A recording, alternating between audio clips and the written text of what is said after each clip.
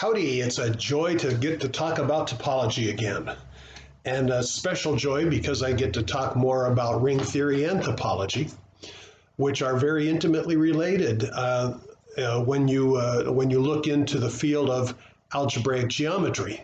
So we're going to be looking at all of that good stuff. And today I want to prove that the Zariski topology actually is one. It actually is a topology. So let's pray, and without further ado, I'll stop a-doing and we'll get going. Thank you, Father, for another great look into the depths of your artwork. And I pray, Father, that you'll help us to all understand this together, and you'll give us all clearness of thought, clearness of mind, but especially, Father, that you'll cause us to worship you through mathematics and through all of the points of our lives. In Jesus' name, amen. Okay, let's get started. Last time we were talking about the complex numbers with a couple of indeterminates adjoined. And we did a little example. We had a couple polynomials. F of xy is equal to x plus y, and g of xy is equal to x squared minus y. And I made the comment that if you take a look, well, let me make the comment that I want to make here. Notice that both of these polynomials are irreducible.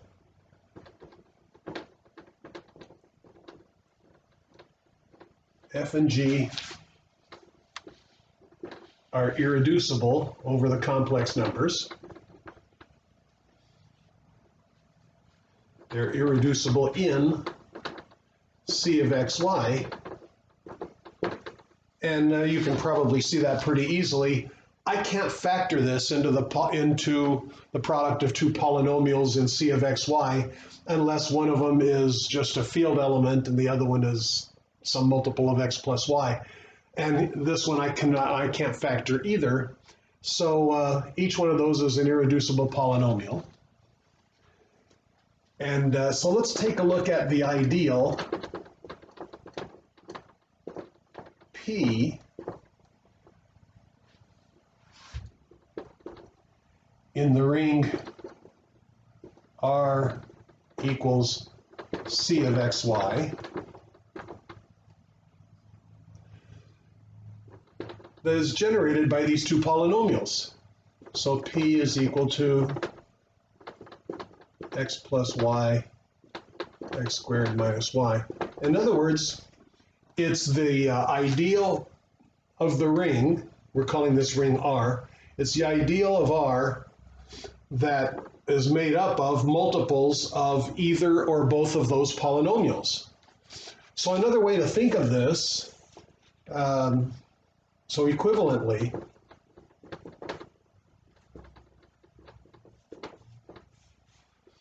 P is equal to the set of multiples of x plus y plus a set of multiples of x squared minus y. Okay, so, and of course R is this set, and I want to point that out so that we remember what the elements are going to look like. This is C of xy times x plus y plus C of xy, oops,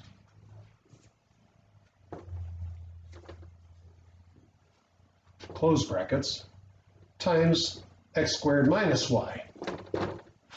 So, in other words, any polynomial whatsoever that is multiplied by x plus y is in this ideal over here, and any polynomial whatsoever times x squared minus y is in this ideal, and the ideal made up of both of those is P. Okay.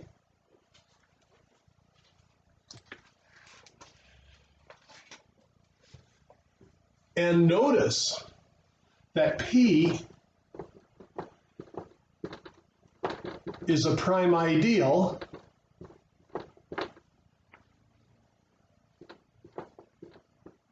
because F and G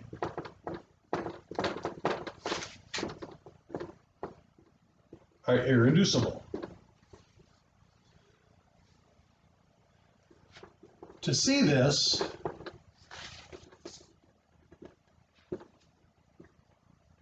suppose that, say, h1 of xy times h2 of xy is in P. Now let me remind you that the definition of an ideal being prime in a commutative ring is element by element. If you have two elements that multiply together and give you something in the prime ideal, then one or the other has to be in that ideal. With non-commutative rings, then I cannot do it element by element. I have to do it ideal by ideal. But in a commutative ring, which we're obviously in, I can do it element by element. So suppose that I have the product of two polynomials being in P.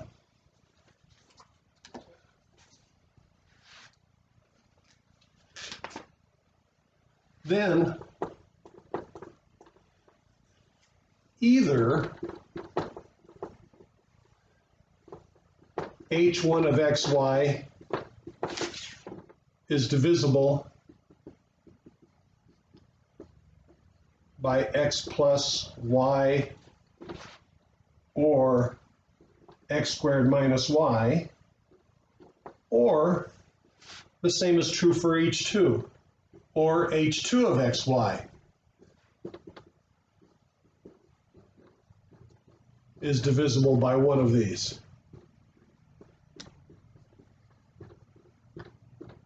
Therefore, h1 of xy is in P, or h2 of xy is in P, which of course is exactly what we had to prove that P is prime. P is a prime ideal.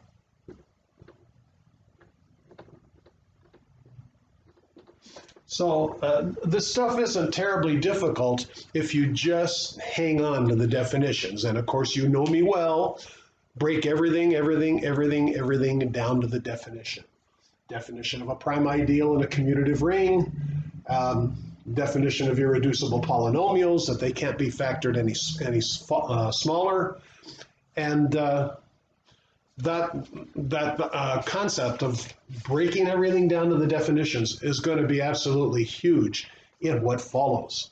So let's take a look now at some facts about prime ideals, commutative rings, etc. Okay.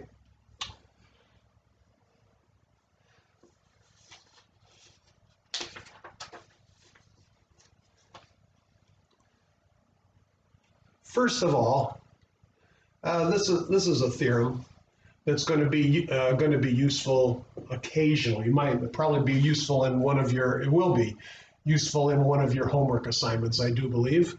But every prime ideal in a ring with one can be embedded or lives inside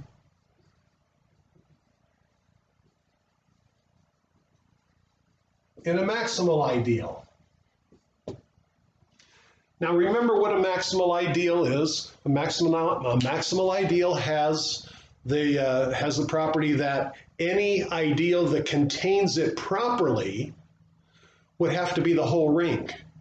There aren't any more ideals between the maximal ideal and the ring itself.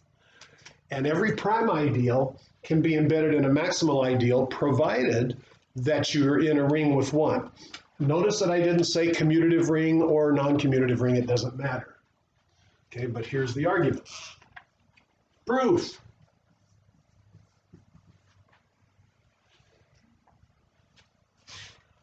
You know what? I don't need prime ideal here. I just care about prime ideal from the point of view of the Zariski topology. But every ideal, sorry about that, every ideal in a ring that has a 1 in it can be embedded in a maximal ideal. I don't know what I was thinking. So let's prove this. Let I be an ideal of R.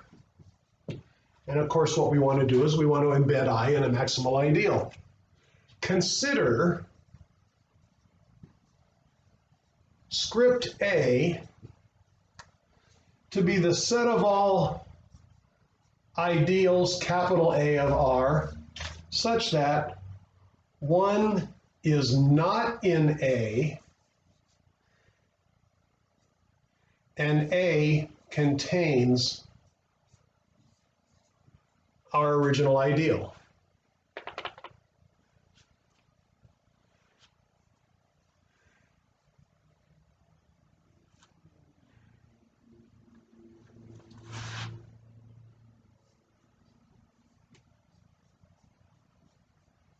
A fine point here, our ideal cannot be the whole ring itself.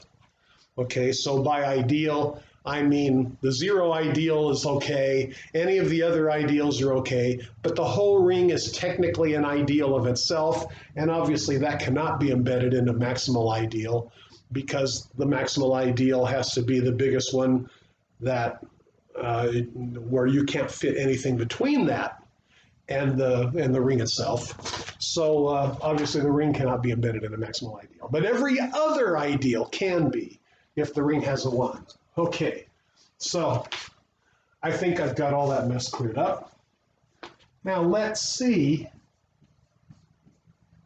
script C be a chain of ideals in script A. You can probably smell where this is going. We're going to use Zorn's lemma to produce this maximal ideal. And so to use Zorn's lemma,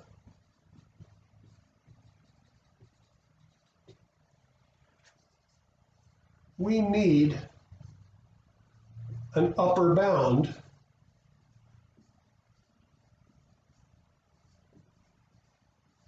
for the chain.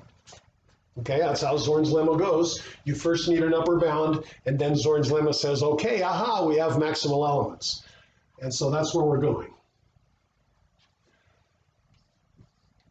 Let B, I don't want to run out of letters here, but let B be the union of all ideals A, such that A is an ideal, and A contains,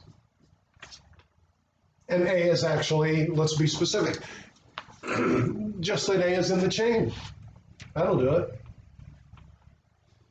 Let B be the union of all the ideals in the chain. Now, being in the chain, they're already ideals, and being in A, none of them have the unit element, all of them contain I. Now remember that as soon as an ideal contains the unit element, it contains 1, the ideal is everything, it's the whole ring. Because everything in the ring times 1 would be back in that ideal, but everything in the ring times 1 is the thing in the ring.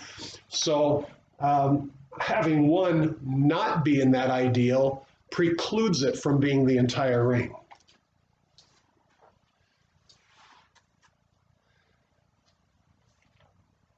Okay.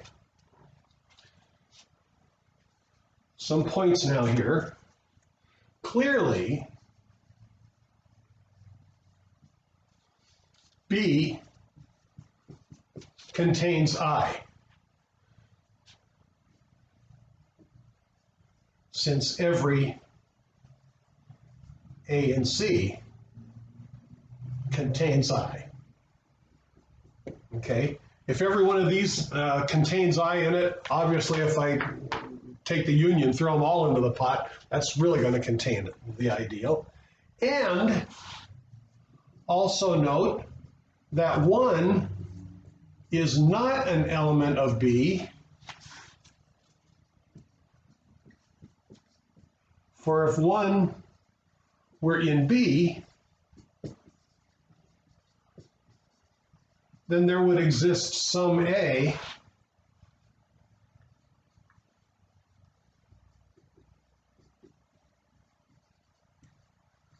some A sub alpha in C, say, such that 1 is in A sub alpha, which is impossible. Okay, because they're all in A.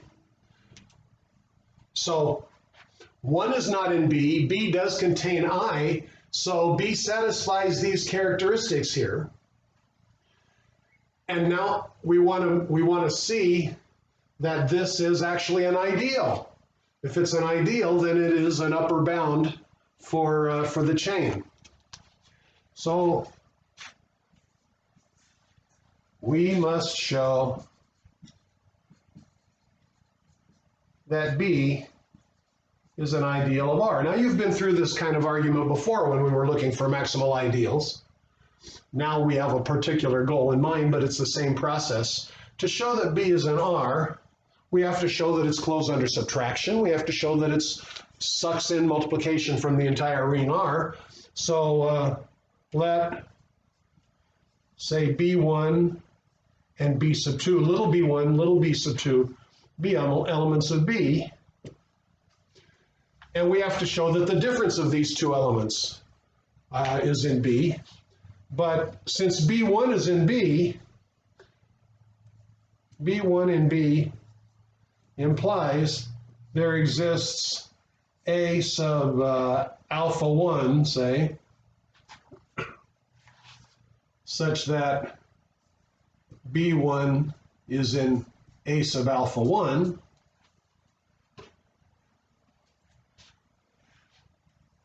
and B2 in B implies that there exists an A sub alpha 2 such that B2 is in A sub alpha 2, where both A sub alpha 1 and A sub alpha 2 are in this chain. In other words, if B1 and B2 are in the union of all of these, then B1 is in one of them and B2 is in one of them. So A sub alpha 1 and A sub alpha 2 are R2 that they're in.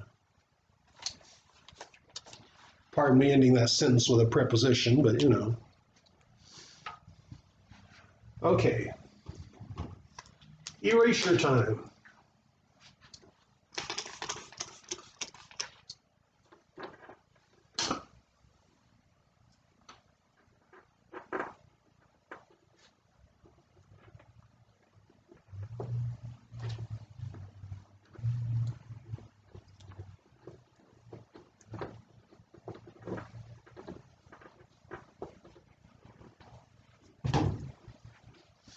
Okay.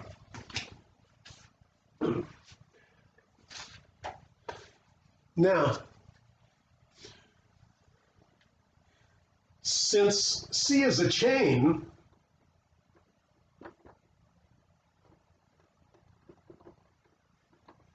we may assume that A sub alpha 1, say, contains A sub alpha 2, because that's what chains do.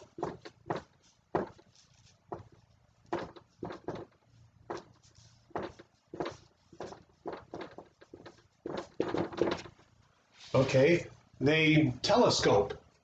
So we may assume that one of them contains the other one. It doesn't matter which one it is, so let's assume that it's A sub alpha 1. Then B1 and B2 both live in A sub alpha 1, which is an ideal of R.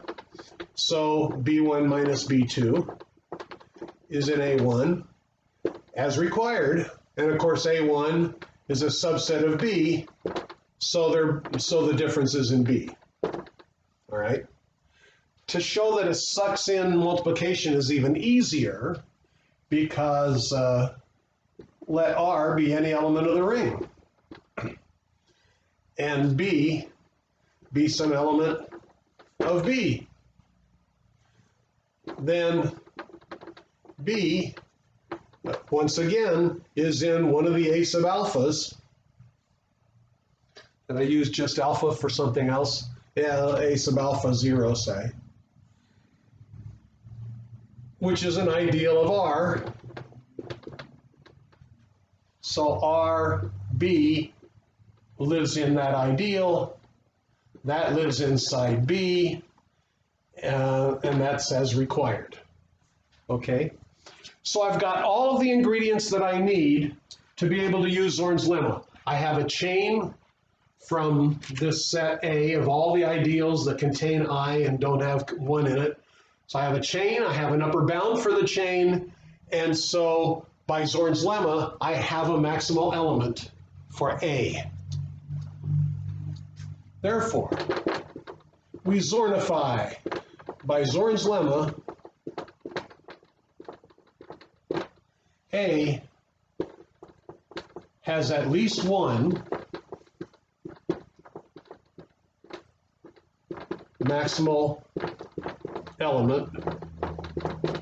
We'll call it M. And of course, 1 is not in M, so it's not the whole ring. And M contains our ideal. So we're done with that. We have embedded our ideal I inside a maximal ideal. Doesn't matter if the ring is commutative or not. Now, a number of things that I want to, some ring theory stuff that I want to go over, because that'll be useful for us in the study of the Zariski topology as well. And after I'm all done with those, then I'll actually introduce the Zariski topology. And you're probably wondering, what the heck is that thing? He keeps talking about it. Okay. Some facts about rings. If you have an ideal in a commutative ring with 1 that is maximal with respect to being disjoint from a set that's multiplicatively closed, then that ideal has to be prime. And so let me define a multiplicatively closed set. Is there any particular notation I'm using for this guy? I usually use T is good. A set T is said to be multiplicatively closed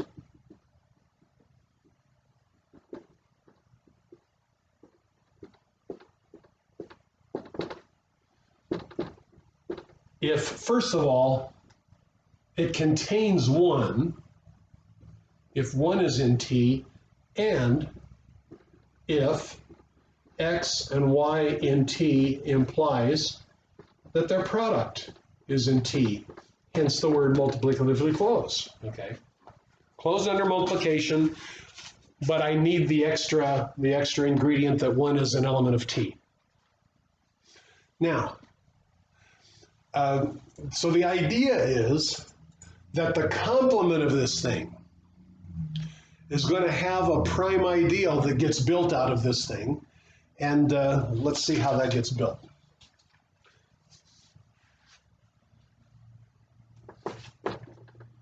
If P is an ideal of R and is maximal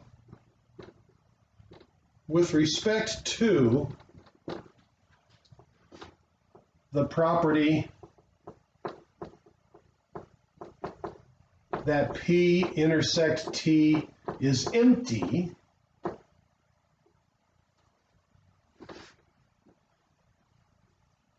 then P is a prime ideal.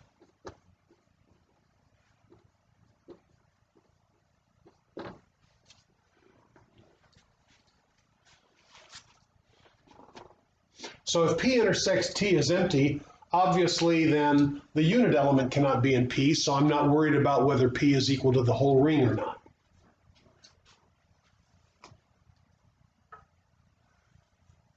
Eraser time.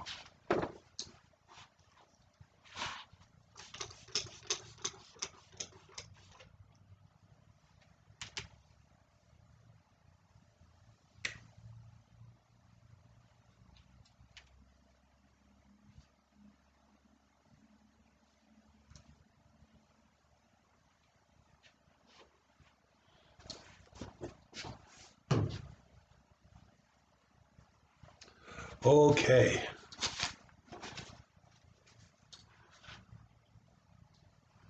Well, let's prove this thing. Proof.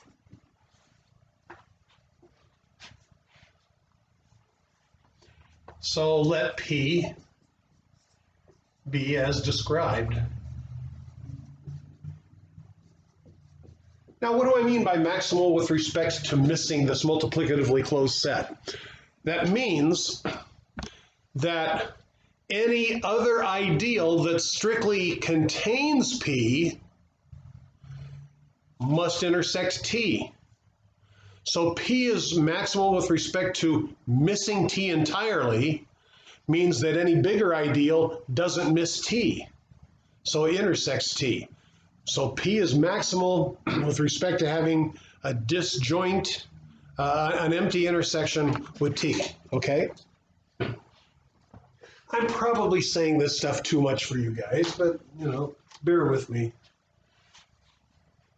To prove P is prime,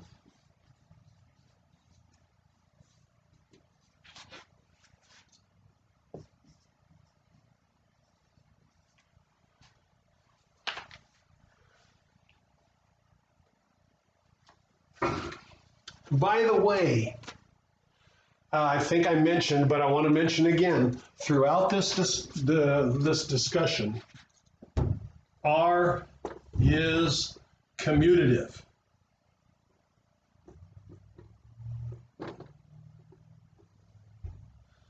Now I know that you're thinking he's betraying his love, non-commutative rings.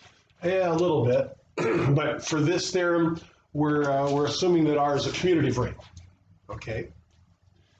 To prove that P is prime,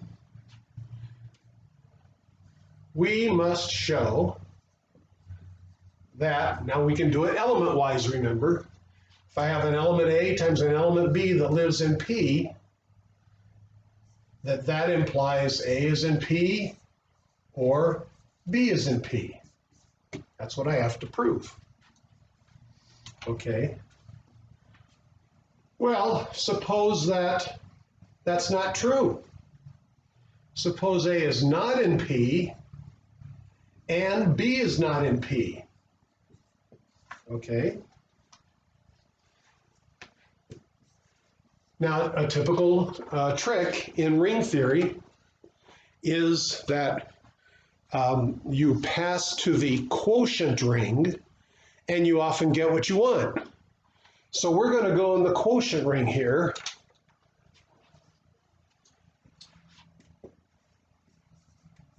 This is the collection of all the cosets.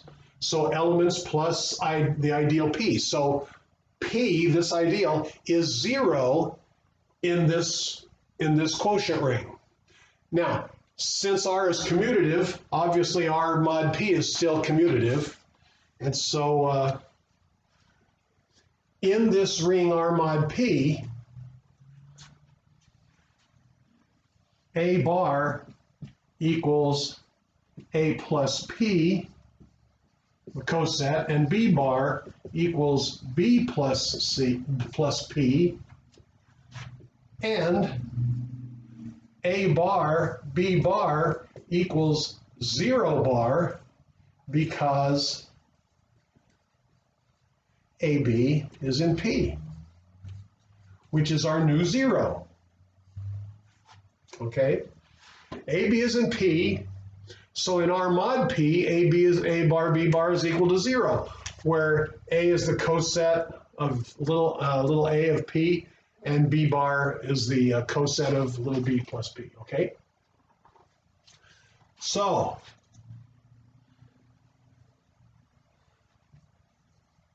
thus,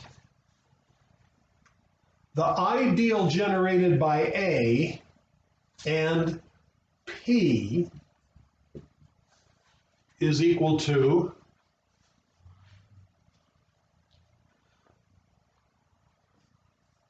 everything in the ring times A plus everything in P. Okay? That's what an ideal looks like in a commutative ring with one. You just multiply an element by the entire ring and you get the ideal generated by that element. And I'm tossing P into the pot here. So we're going to have everything generated by A and everything that was already in P. And because A is not in P, this contains but is not equal to P. Similarly,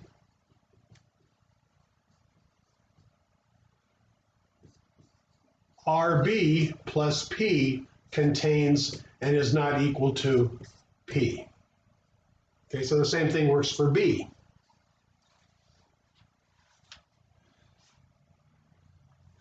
Therefore, now what was P? P was maximal with respect to the exclusion of T, being disjoint from T. And here are a couple of ideals that are actually strictly bigger than P. Therefore, they intersect T.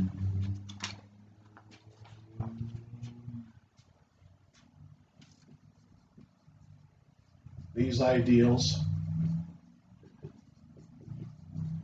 intersect T, and that's by the maximality of P.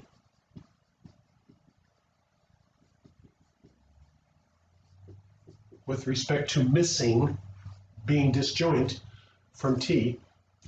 Okay, these ideals intersect T.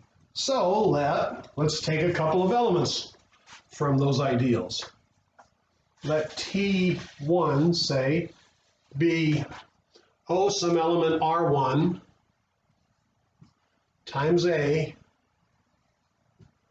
plus some little element of P, we'll call it P sub 1, and let T2 be R2A plus R2B plus P2, where T1 and T2 are now in T, because these bigger ideals intersect T, so okay, pick some elements of T in those two bigger ideals. They're in T. Therefore,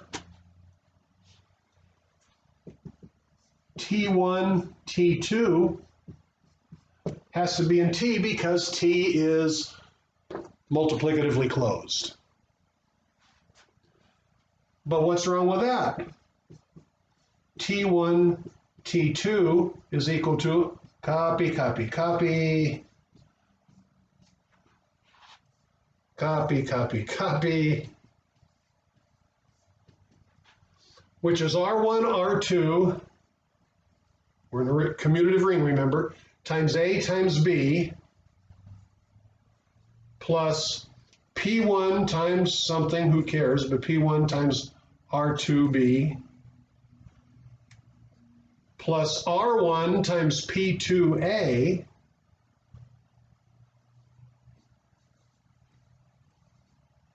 plus P1 times P2. FOIL still comes in handy, right? But where does this thing live?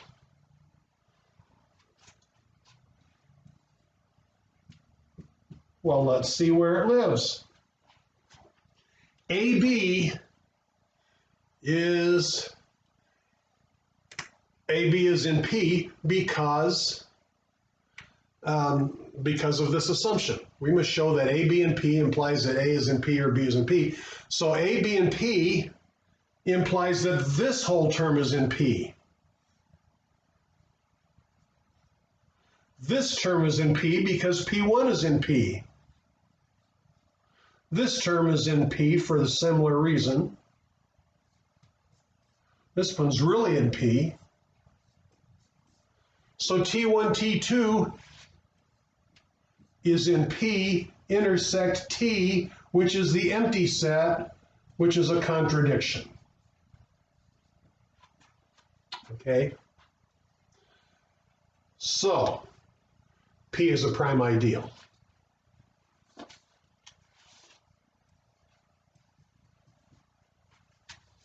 Okay?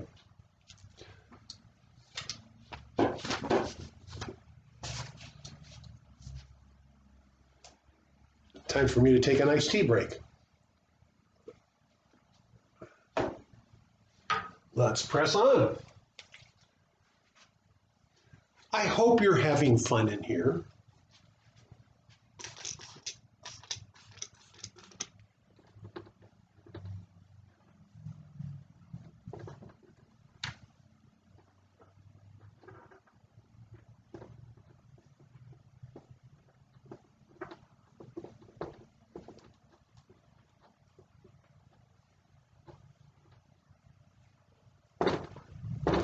I'm having a ball.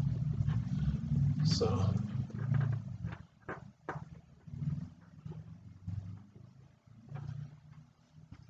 see, if it weren't for you three guys, I wouldn't be able to have all this fun. Thank you for signing up for such a ridiculous class. Okay. Let's do a second one. This will be statement B. For B, I want to make a definition. Definition. The radical of I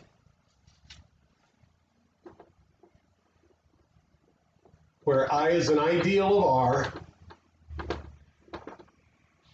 is the set of all x in R such that x to the n is in I for some n in the natural numbers. Okay, for some n in the natural numbers. So, radical is probably a pretty good word for that. Now, notice if x is in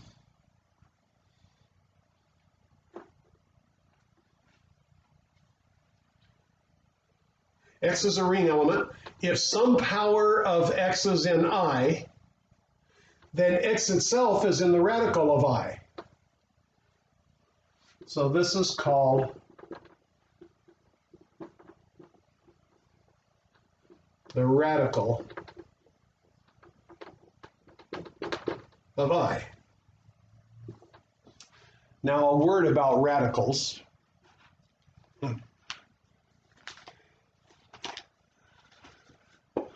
Generally, you think of radicals as being the bad guys, and that's true in ring theory as well.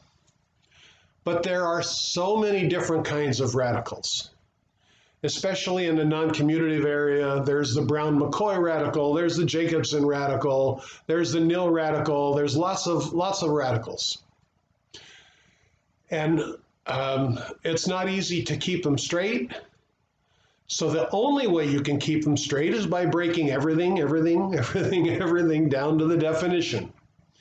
The definition here is that the radical of an ideal is a set of all the elements in the ring, some power of which ends up in that ideal. Okay? One thing is clear, I hope. So I'll say clearly, the radical of I contains I. Because if I've got something that's already in I, then that thing to the one is in I, so it's in the radical of I. So that's not really tough. So what we're trying to do is we're trying to get a handle on nilpotence, for example. We studied nilpotent elements several times. We studied it in Linear 2, And we found out that, in fact, we just found out in abstract math today, or yesterday, that there were elements that were nilpotent in the set of square matrices of any size. You just take the strictly upper triangular matrix and you multiply it by some other strictly upper triangular matrix. You do that n times. If the matrix is in n by n, you're going to get the zero matrix every time. So there are nilpotent elements in lots of different rings. The ring Z12, Z mod 12. So that's the ring that describes the face of the clock. What is 6 times 6? And the answer is 0. So 6 is a nilpotent element. Some power of it is equal to 0. 0 is always a nilpotent element because every power of 0 is equal to 0, except of course 0 to the 0, which is undefined in most universes. But here's an ideal that contains a given ideal, and it kind of handles this idea of nilpotency. Because if some power of an element ends up in I, then in R mod I, that element's coset is nilpotent. Because little a plus I in the ring R mod I to the power of n is a to the n plus the ideal I, coset of a to the n. But if a to the n is in I, then at a to the n plus I is 0 in R mod I. So it's a nilpotent element in the quotient ring. So this is going to help us. This is going to help us out in the future a little bit.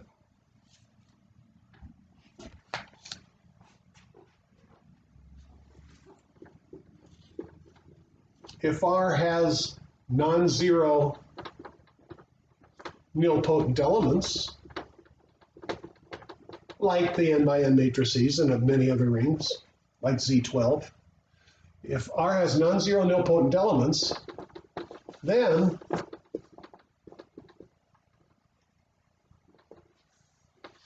the radical of I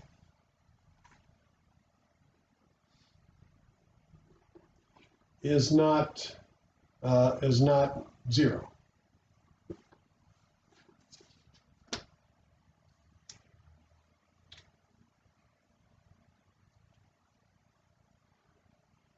Now, let's see.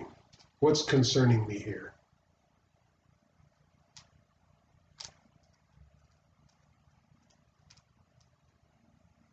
The radical of 0.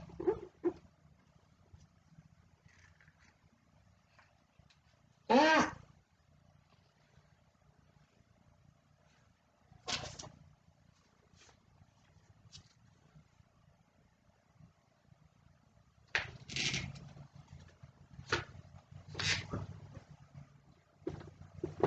The radical of 0 is not 0.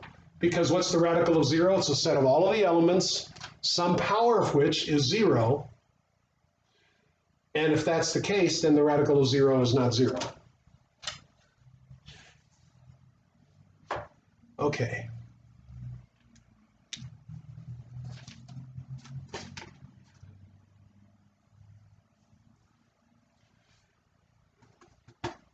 And of course, we're in a commutative ring, remember. Okay. The next point. The next point, this is going to be called Kroll's theorem.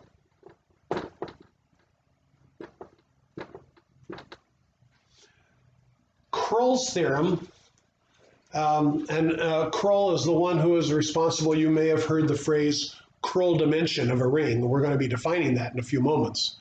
But Kroll's theorem says that the radical of an ideal is the intersection of all of the prime ideals that contain that ideal. Now we're getting close to the algebraic geometry that we've been talking about. We're getting closer and closer to the Zariski topology. Kroll's theorem goes like this. radical of I is equal to the intersection of all the p sub alphas that are prime ideals and that contain this ideal I. Okay? This is going to be closely related to varieties in algebraic geometry. And we're, like I said, we're nosing up to the Zariski topology sometime real soon. So, Krull's theorem. We want to show that these two sets are equal. How do you show that two sets are equal? You show that any element of this is an element of that, and every element of that is an element of this, so let's prove it. What did I choose, A? Sure. To go this direction, let A be an element of the radical of I. Now you know me, I'm an element chaser, so I break everything down to the definition. So what does that mean? That means that some power of A lives in I. Okay? Now, for all prime ideals p sub alpha that contain I,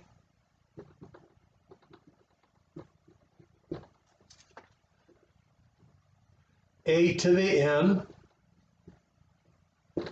is in that p sub alpha.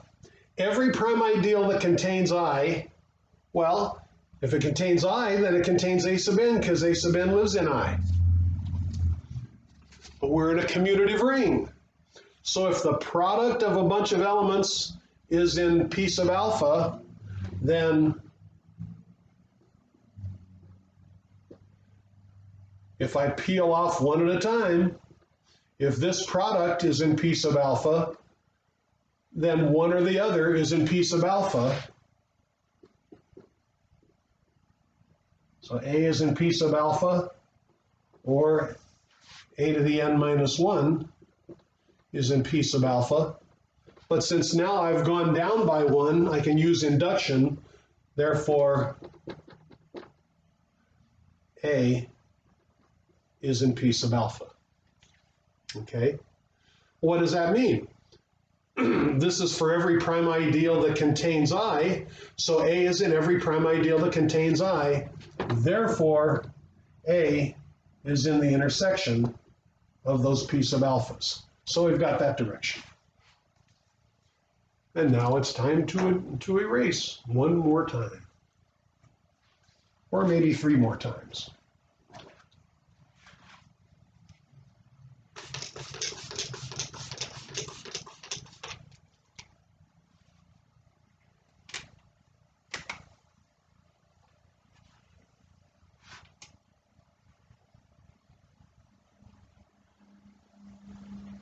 Notice how good boy I'm being about missing this rectangle up here where you have a big glare. I hope I've got it straight.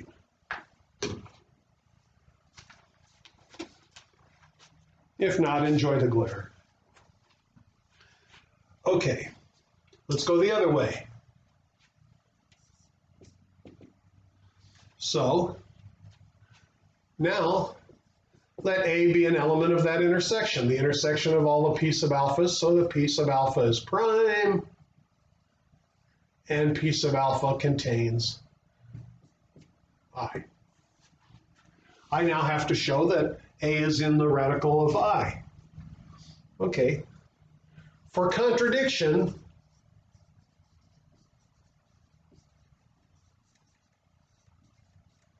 suppose that A is not in the radical of I.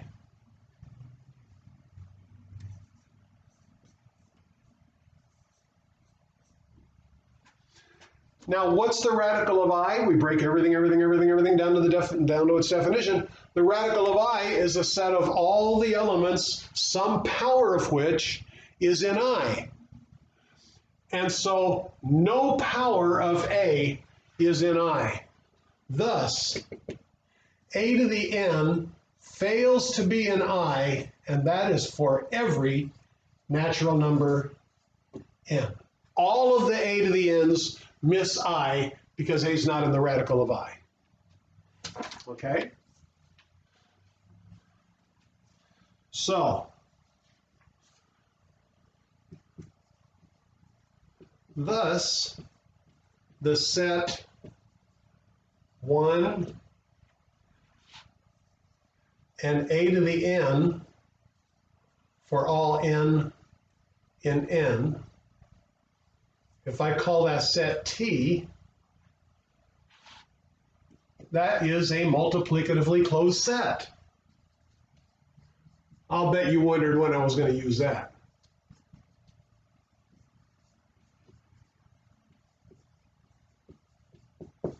That's a multiplicatively closed set. That excludes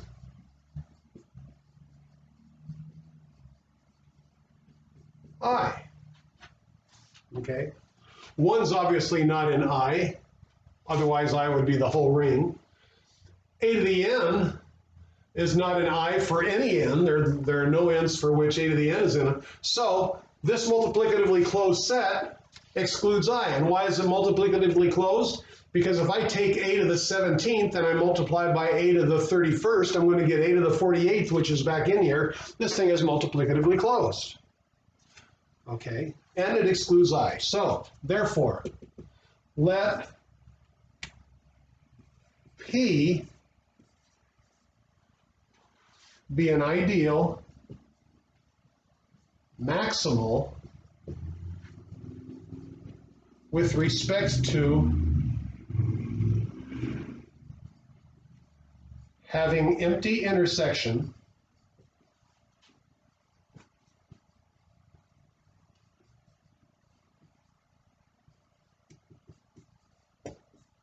with T. And we'll throw in that it contains I. Why do I know there is such a thing? Well, because I know that I can get a maximal ideal I can get a prime ideal by missing a multiplicatively closed set. And I know that I can toss in the provision that it contains I because I misses T. T intersect I is disjoint, and because the ring has a 1, I can use Zorn's lemma to get a multiplicatively closed set, a prime ideal that misses. There's a lot of words in here. I get a prime ideal that is disjoint from this multiplicatively closed set T. And so by the above, P is a prime ideal.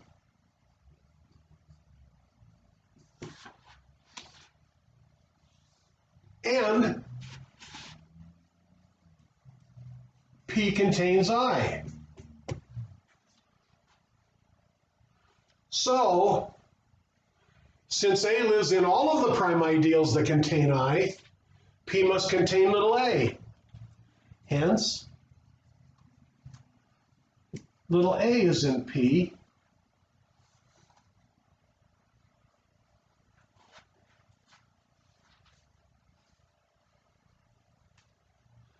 Because little a is in every prime ideal that contains I.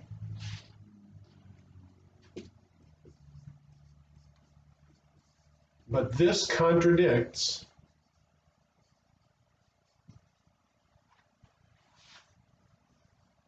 a to the n. Let's see.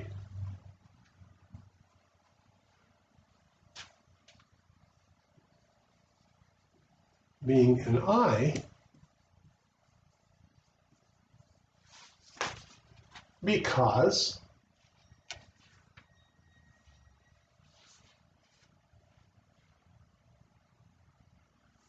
and that's by A.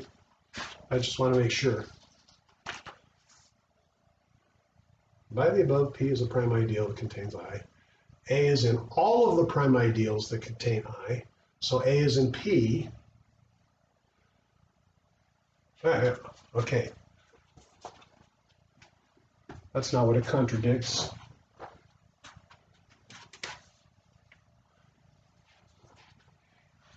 This contradicts A to the N being in T for N equals 1. A to the 1 is in T.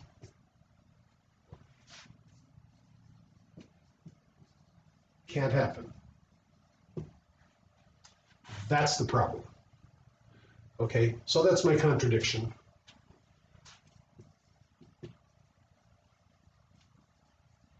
This contradiction establishes the result.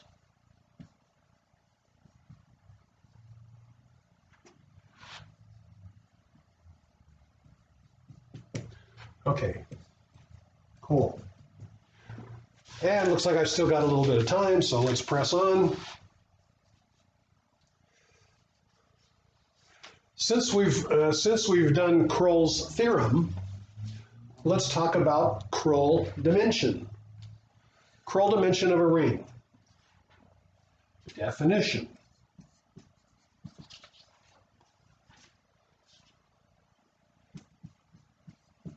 If R is commutative,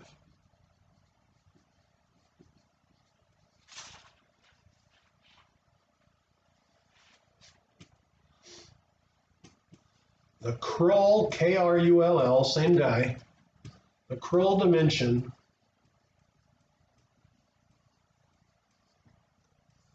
of the ring R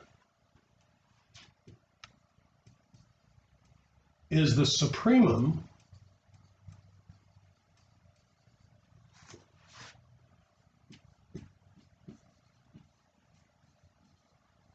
of the length of the longest chain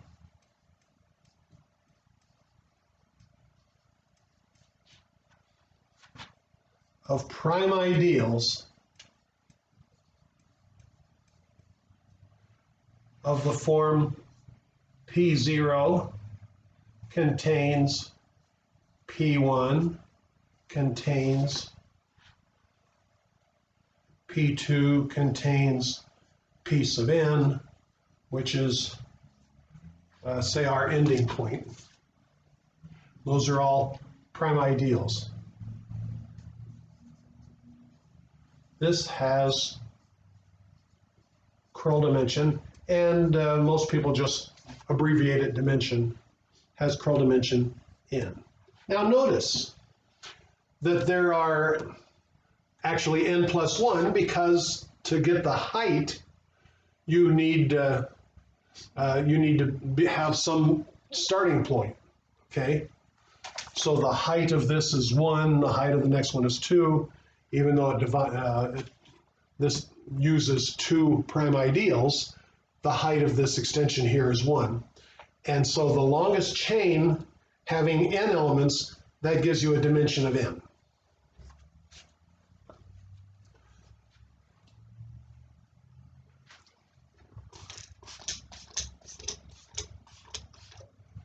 Well, what is the dimension of some of our favorite rings?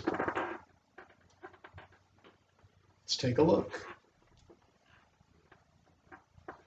You will have some homework problems involving Kroll dimension.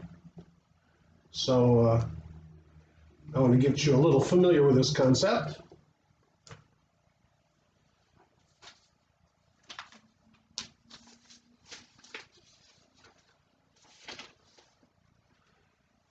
Examples. Don't you love the word examples? What's the dimension of this ring? Our old favorite ring. Well, first of all, 0 itself is a prime ideal, right? Because it's a commutative ring, I can check its primeness element by element, And if A times B is equal to 0, then A or B is 0 because Z is an integral domain. It doesn't have any zero divisors except 0. But there are lots of other prime ideals in Z. Those are the multiples of the primes. So 2Z is a prime ideal in Z. So if I call that, say, prime P sub 2 is equal to 2Z, then I've got P sub 2, and that contains 0, and that's as high as it goes. So that's true for every prime. P sub 17 equal to 17 times Z. There are no primes in between. There are no primes bigger than that.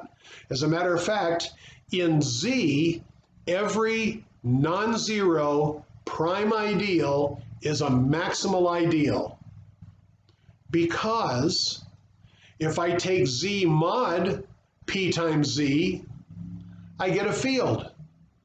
And fields don't have any ideals except themselves and the zero ideal. So there can't be any other ideals that contains P times Z. There are certainly no other ideals that are contained in P times Z except the zero ideal. So what is the dimension of the integers? It's 1.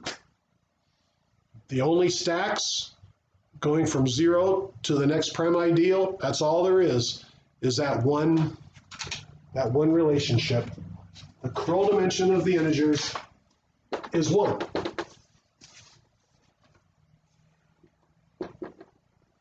What's the Kroll dimension of a field? Well, that's even simpler, because I have the prime ideal 0. Obviously, every field is an integral domain, so I do have that 0 as a prime ideal. But ain't no more prime ideals. A field doesn't have any maximal ideals other than 0. It doesn't have any prime ideals whatsoever other than 0. So the Kroll dimension of a field is 0.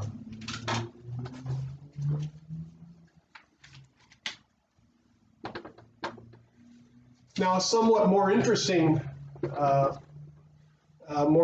case is if I take the Kroll dimension of the polynomial ring x1 through x sub n, what would you like the Kroll dimension of this ring to be?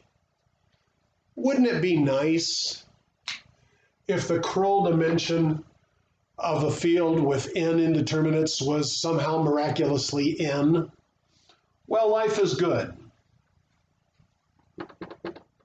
This is n if f is a field. Okay, so there are some nice examples.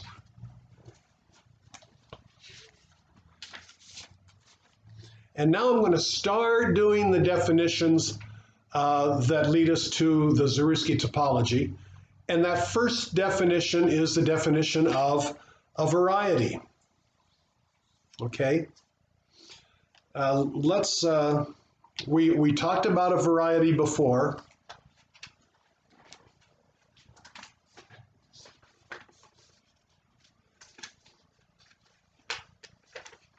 Let me find that page.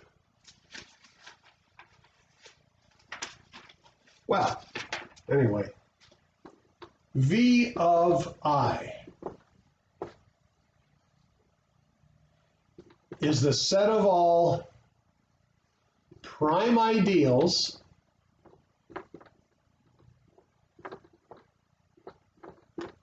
of R that contain the ideal R, the ideal I of R. Okay, so this is going to be related to algebraic variety. We talked a little bit about both algebraic varieties, affine varieties, and things like that. So pull those up in your notes and review them a little bit. But V of I is a set of all the prime ideals that contain I. Okay, so for the integers, what is the set of all the prime ideals that contain the zero ideal? And the answer is all the prime ideals contain the zero ideal. Okay. What is the set of, well, and we'll get into more examples of that. What is the set of all the prime ideals that contain the entire, that contain the entire ring? In other words, what is V of R? Well, what prime ideals contain the whole ring? They'd have to be the whole ring, and they can't be a prime ideal if they are the whole ring, so it's the empty set. V of R is equal to the empty set, and V of 0 is the set of all the prime ideals.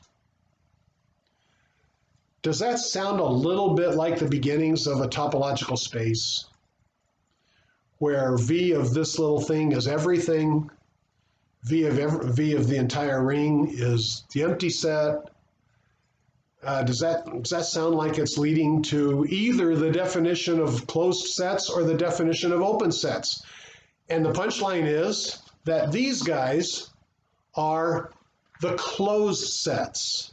So we're going to define a topology based on the set of closed sets. So we've done this before. You take a look at the collection of all the closed sets and say, okay, if phi is closed and the whole space is closed, then also phi is open and the whole space is open, so that satisfies O1 and O2 of a topological space. If the intersection of any number of closed sets is closed, no matter how big, then by De Morgan's laws, the union of any number of open sets will be open, and that's the second property of a topological space. And finally, to get that the intersection of two open sets is open, all you need to know is that the union of two closed sets is closed. And so I need to prove that those three things are true about these guys. And that's going to take a little bit more time. So we're going to end right here, and we're going to prove next time that the topological space that I just defined by using these as the closed sets indeed is a topology. So stay tuned. We've gotten there. So we'll push it through next time.